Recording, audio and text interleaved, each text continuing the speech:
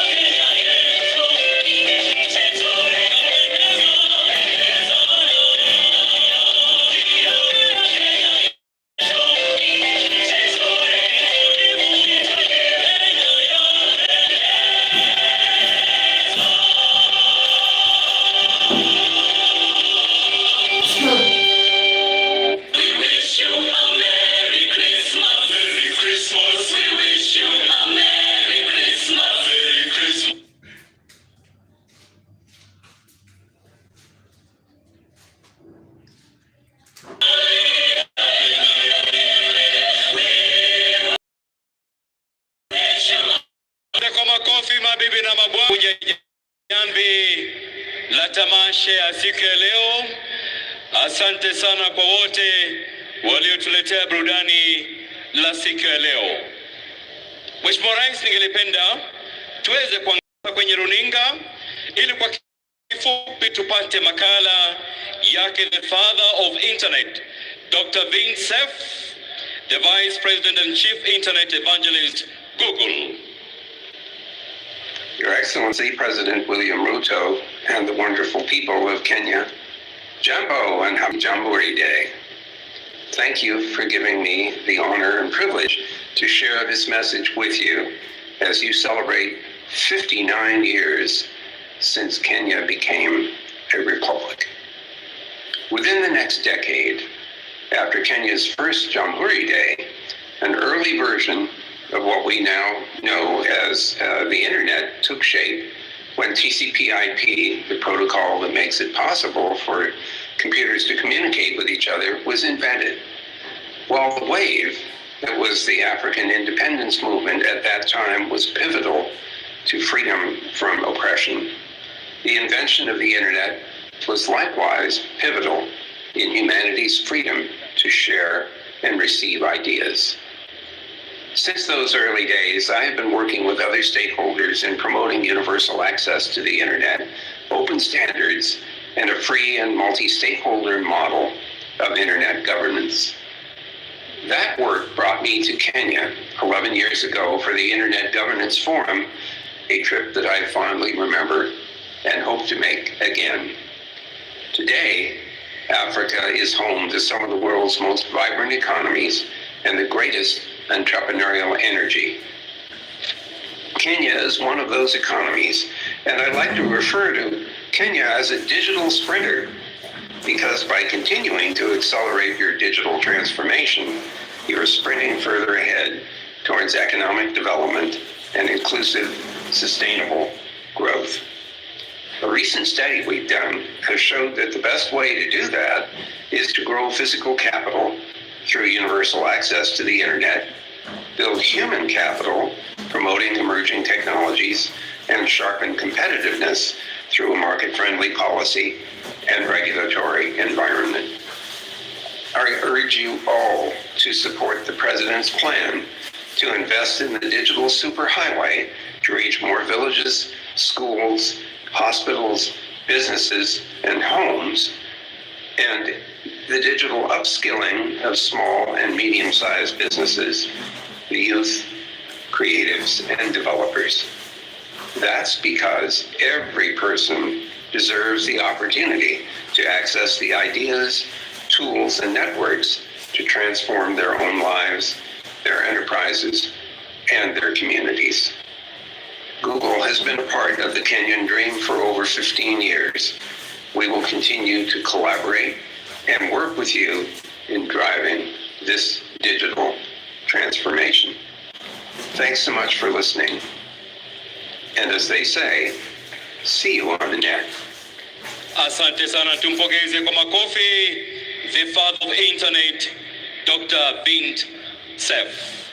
Ikupendeze Mheshimiwa Rais, nimwalike sasa Gavana wa Nairobi, Mheshimiwa Johnson Sakaja, azungumze na kisha baadaye amwalike naibu wa rais. Asante Mheshimiwa Rais.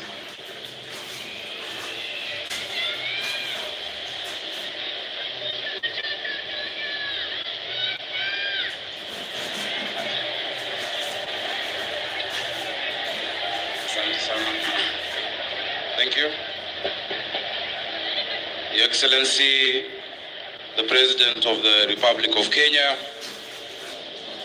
and the Commander-in-Chief of the Defense Forces, Your Excellency, the First Lady, Mama Rachel Ruto, Your Excellency, the Deputy President of the Republic of Kenya, Rigathi Gachagua, and Pastor Dorcas Gachagua, Your Excellency, the Prime Cabinet Secretary, Musalia Mudavadi, and Mama Tesi Musalia, Cabinet Secretaries present, the Speaker of the National Assembly, the Speaker of the Senate,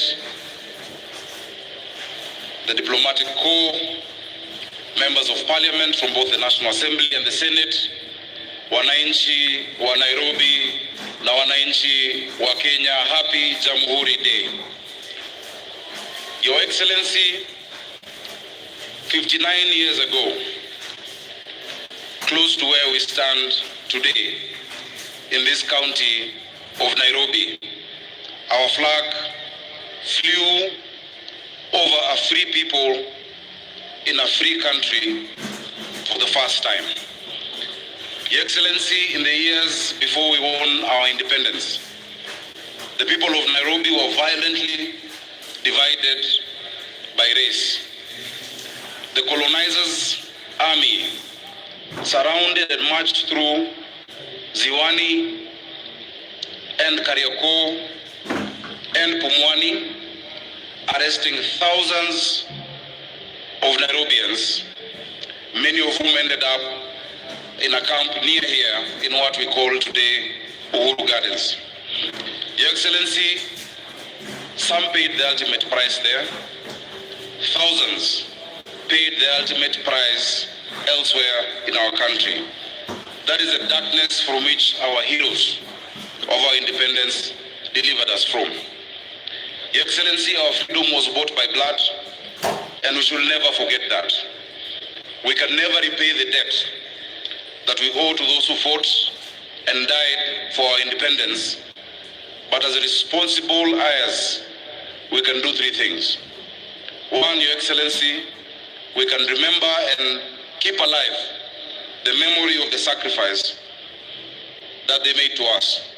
That is why we're here, to remember, to commemorate, and to make sure that we hand down that memory to our young people and our children for tomorrow. Your Excellency, the second thing we can do is to emulate them. They took risks, they were patriotic, they came together across the tribal divide without the technology that today we celebrate, but they were resilient and steadfast. That spirit must always remain with the people of Kenya. And Your Excellency, thirdly, we can complete the work that they began. They laid the foundation that we must build on, and we must build a house that is worthy of the foundation that they built. Your Excellency, continuing that work goes hand in hand with the theme of today, of ICT and innovation. Even as we welcome our guests from the Silicon Valley, we want to tell them that Nairobi and Kenya is the Silicon Savannah of Africa. Your Excellency, this country may not be endowed as much as others in terms of gold and minerals and oil. Our greatest asset is our people. Our greatest asset is not below the ground. Our greatest asset is above the ground. It is our young people. Your Excellency, the investment that you're putting into the digital superhighway will go a long way in unlocking the potential of these great people of Kenya. Even as we review our curriculum, we realize that today we're in a global economy powered by information, driven by knowledge. The young people in Sigalagala must not be prepared to compete with young people of Singore in Elgeyo Marakwet, but with young people of Singapore. The young people in Machakos are not being equipped to compete with young people in Makueni, but the young people growing up in Manhattan, in New York. This is a global village, and we must give them the tools that they require to compete. Which is why, Your Excellency, and we congratulate you, in less than 100 days you've launched the Hustler Fund. That should enable our people and all of those of us in government to know that we should not preoccupy ourselves just with those with millions of shillings in their accounts, but those with millions of ideas in their minds. That is the country that you lead and that we represent today. Your Excellency, as we complete the work and as we continue the work that was started by those who've been there before us, we must ensure that we live true to their dream of a country self-governed and not a country that goes into disorder and anarchy. And I want to thank you and the national government for supporting the Nairobi County government in restoring order in Nairobi. Your Excellency, today our children can sleep peacefully without endless noise from discos and nightclubs. It cannot be that young people cannot sleep because old people are enjoying themselves downstairs. We must restore sanity, we must restore order, and that is a dream of those who are there before us. Your Excellency, we shall continue in that work, and we shall make sure that we create more economic opportunities even for those who are employed there by zoning and establishing the right areas for each of us to ply our trade. Your Excellency, also, we are working hand in hand with the national government in restoring order when it comes to our environment. We are glad that we've gazetted the Nairobi Rivers Commission that will go a long way in restoring our rivers, not just Nairobi River, but also Madare River and Ngong River, and making that an economic frontier for a clean city, a city of order, a city of dignity, a city of hope, and a city of opportunities. Your Excellency, in addition to that, we are working hand in hand with the Kenya Forest Services to begin a tree planting program throughout the county of Nairobi so that we can green our environment and engage our young people in restoring the environment that was bestowed to us. The environment that we find, Your Excellency, is not a gift that we give to generations that come, but it's something that we've borrowed from them. Today we enjoy shades from trees that are planted by many who do not see them coming up. Let us provide that for generations to come. Finally, Your Excellency, as Governor of Nairobi, I want to offer you and the people of Kenya an early Christmas gift. You have seen the great creativity that has been displayed here. You have seen our arts, our ICT, you have seen our musicians. We want to welcome you to the first ever Nairobi festival that begins today at Uhuru Park that has been newly refurbished. There we're celebrating our arts, we're celebrating our culture. Our creative economy has the potential of being a mega employer. If you look at Nigeria, Nollywood is the second biggest employer after agriculture. We have that in us. Our young people have talent. We are showcasing 16 films from today and documentaries shot by young people in Nairobi over this week period. And Your Excellency will also enjoy the food and the vibe of Nairobi County. We want to welcome you. Your Excellency, finally, it is my privilege and my honor to, at this point, Your Excellency, invite the Deputy President of the Republic of Kenya to make his remarks on this Jamuhuri Day. Karibu sana.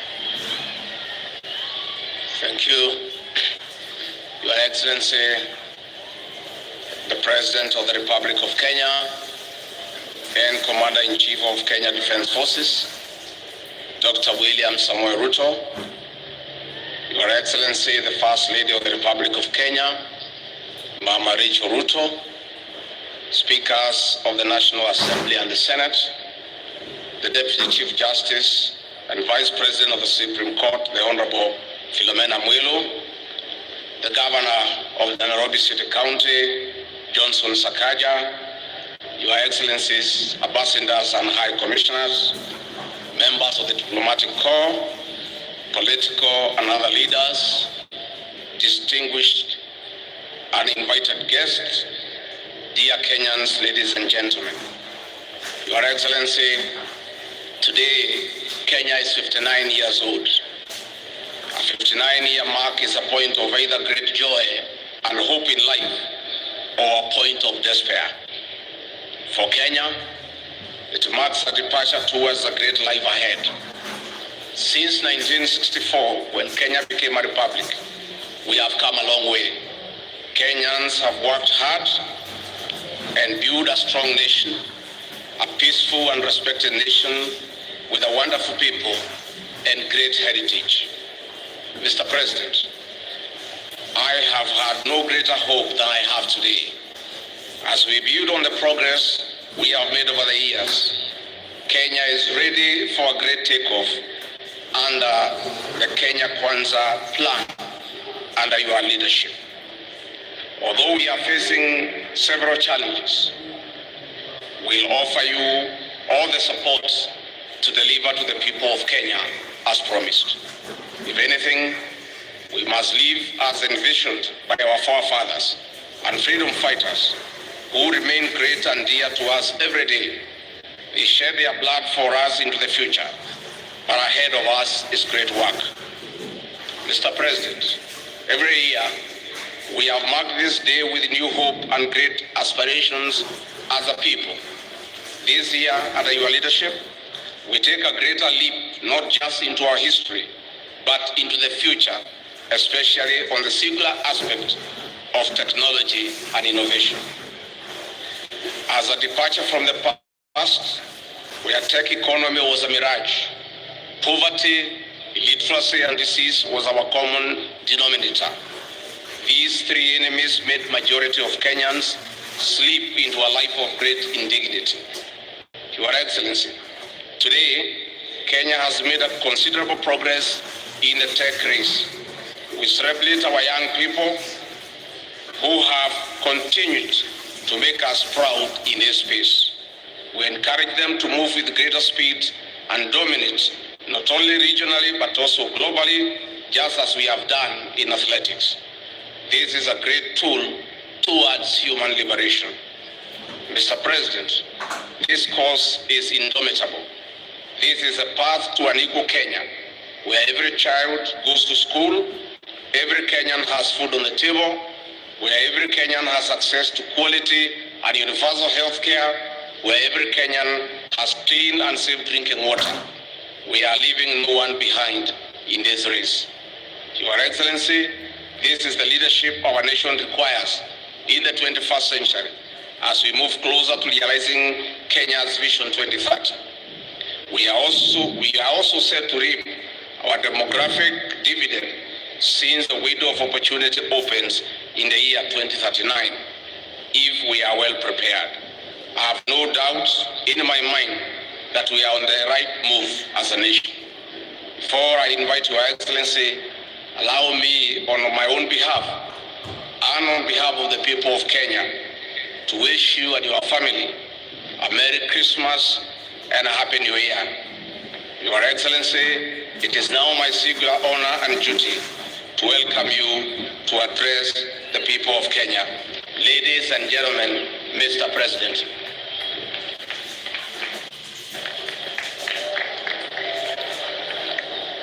Asante sana. Please, let's take our seats.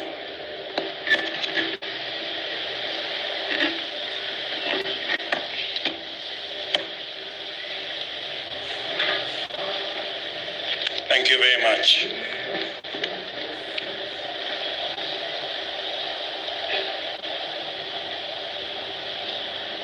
Your Excellency, Mr. Deputy President and Pastor Dorcas, our Prime Cabinet Secretary, the Honorable Musalia Mudavadi, and Mama Tesi, the Honorable Speakers of the National Assembly and Senate, Your Lordship, Chief Justice and President of the Supreme Court, and your Deputy, the Governor of the great city of Nairobi, Your Excellencies, High Commissioners and Ambassadors, Cabinet Secretaries, distinguished ladies and gentlemen, na Wakenya wenzangu wote, hamjambo. Wakenya hamjambo. Bwana Yesu asifiwe. Assalamu alaikum. Wakenya hoye. Asanteni sana. Mimi nimefurahi sana kwamba katika jamhuri hii ya kwanza kwa serikali ya awamu ya 5 tunasherekea jamhuri kwa njia ama kwa hali tofauti. Today we celebrate this Jamuhuri in a special way that we have intentionally profiled this Jamuhuri to be the Jamuhuri of technology and innovation. We have done so deliberately and intentionally because of the huge potential that exists in our technology and innovation space. And in our midst are friends and partners who today are our guests, and they have come to join us in this celebration, leaders from the tech community and ecosystem. Join me, ladies and gentlemen, in welcoming Kojo Boakye, the Vice President of Facebook, Instagram, and WhatsApp, that is the Meta community. Tuwapigie makofi jameni. Also join me in welcoming Fulufelo Badugela from MultiChoice. Tumpigie makofi. And Alex Okosi from Google and YouTube. Tumpigie makofi. Na mama wetu Phyllis Migwi kutoka Microsoft. Tumpigie makofi. Na Salim Egos from Mastermind. Let us celebrate him as well. And Aida Diara from Visa. These great people, tuwapigie makofi tena, wako hapa. These great people have joined us. Please, you can take your seats. These great people have joined us because Kenya is a country of great opportunity, especially in the tech space. And we deliberately chose that this Jamuhuri is going to be about innovation and is going to be about technology. And we did so deliberately for various reasons which I will elaborate. First, when we went round, the people of Kenya told us that they want technology to drive our economy. And that is why we have decided that we are going to have a 100,000 kilometer super highway that is going to be built to enable internet access our homes, our cities, our towns, and every part of the Republic of Kenya, because that is how we are going to be delivering government services going into the future. Let me also announce that this is a technology and innovation Jamuhuri, because we intend to transfer 85% of the remaining government services to the digital space, so that every Kenyan, wherever they are, they do not have to get into any bus to go to get government services or queue in any line to access government services. It will now be possible in 6 months, when we finish the digitization of 5,000 government services, it will be possible for Kenyans to access government services from their comfort of their homes and the workplace using the internet, because government services will be available on that platform. Let me also say that we intend to deliver our subsidy program on fertilizer, on e-voucher that is going to be available to 1.3 million farmers. And I want to encourage our farming community to register themselves, because going forward, our fertilizer subsidy program is going to be dispensed on the internet, on e-voucher, so that we can eliminate brokers and eliminate cartels and ensure that targeted farmers have access to fertilizer. We have also had a conversation of our lifetime, and we have a target of 1 million jobs from our technology space.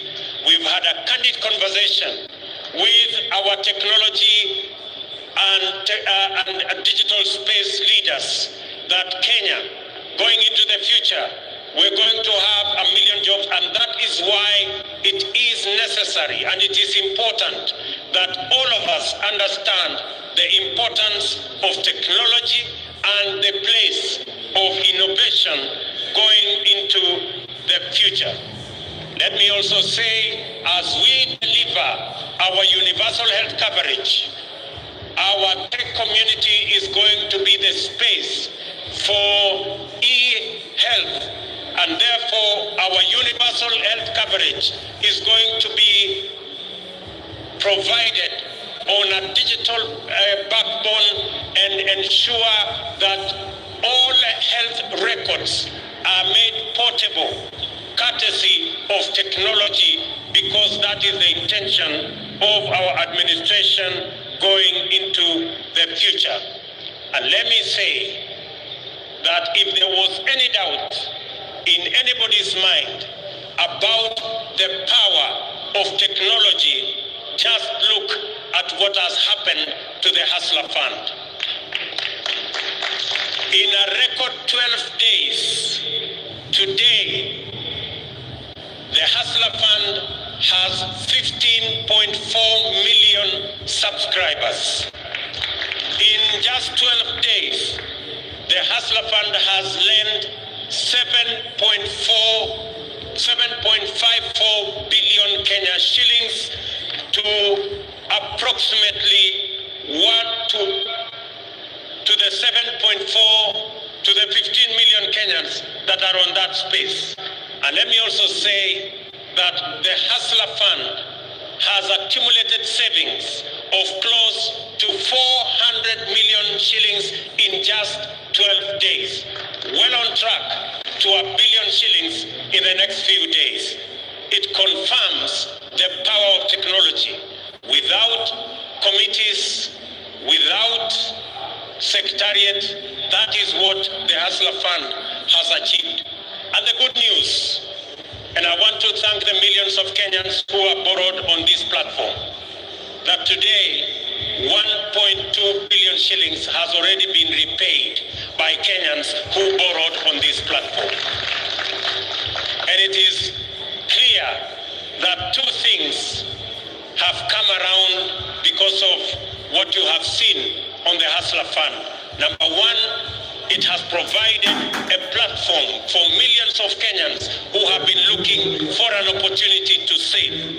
And number two, the Kenyans borrowing on this platform, they have not been derailed by the rhetoric of those who are against the Hustler Fund. Let me say for the record and ask fellow leaders, my good friends, you are borrowing your mortgage at 3%. You have the capacity to borrow from your bank at 14%. Why do you want to derail the hustlers who today are suffering from Shylocks and from predatory lenders, and they are being charged 360%? And you're telling them not to pay money given to them at 8% so that they can go back and pay at 360%.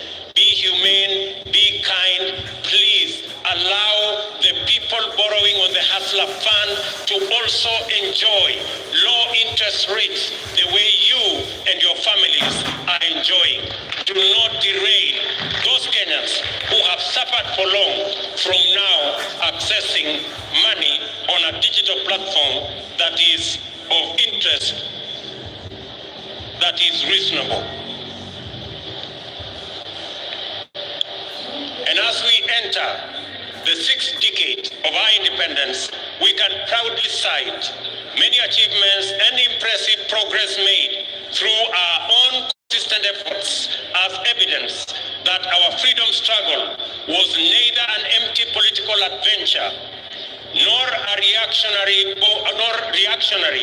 born of idle resentment. We gather as a nation to commune with our forefathers who were long-suffering innocent victims of imperial plunder and colonial oppression, yet also heroic defenders of our inalienable sovereignty and valiant fighters of our freedom. On Jamuhuri Day, we celebrate the moment when Kenya proclaimed itself a free democratic republic. It is also a time to reflect deeply on the founding aspirations of our nation.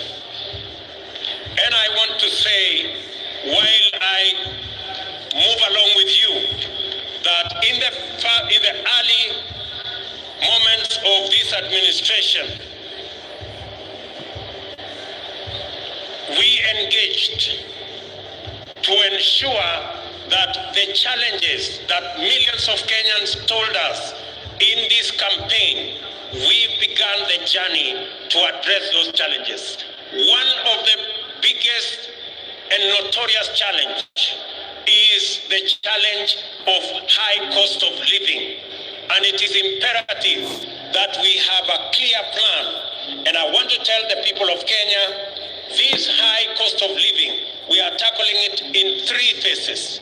Number 1, our first agenda when we came into office is to ensure that we encourage farmers to access affordable fertilizer. And that is why we reduced fertilizer from 7,000 shillings to 3,500 so that we can enable our farmers to be able to enhance their productivity in our journey towards making food affordable in our republic. Our second agenda, and I have said this, is that we are going to import 10 million bags of different assorted types of food, including maize, so that we can close the gap temporarily because of the harvest that was limited in this year's agricultural season, occasioned by climate change and failure of rain. And thirdly, we are now in the process of working with the private sector to ensure that we import 300,000 metric tons of fertilizer for the planting season that is going to come from January going into April. Already, 2 million bags have arrived in the country and 4 million bags are on the way. And I want to assure our farmers that we are going to stand with them to make sure that government provides adequate seed and adequate subsidized fertilizer to make sure that our productivity is enhanced so that we can produce enough food and reduce the challenges of the high cost of living in our republic. The second item that we must tackle is the issue of ensuring that we create enough jobs for the millions of young people in our nation. Apart from what we are doing with the tech community, our housing plan, which we have rolled out in earnest, already we have launched the construction of 40,000 units of houses in the last 3 months. And in the remaining months of this year, we're going to launch the construction of 160,000 additional houses across the republic in our quest to ensure that we have 200,000 houses built around the country, both social and affordable houses, so that the people of Kenya can not only have access to jobs, we can grow our enterprises, and we can ensure that the 6.5 million Kenyans